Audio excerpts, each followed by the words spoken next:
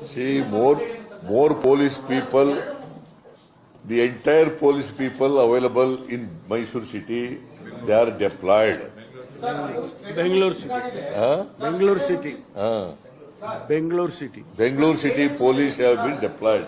See, earlier also, the same police people were doing the security job. During the matches. This time also they were doing this security job. See, of course, it should not have been happened. This tragedy should not have been happened.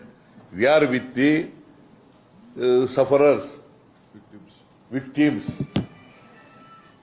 Sir stadium ಕೂಡ ಚಿಕ್ಕದಾಗಿದೆ. ಪ್ರತಿ ಬಾರಿ 1.5 ಲಕ್ಷ ಜನ match ಮಾಡಿದಾಗ ಬಂದೇ ಬರ್ತಾರೆ.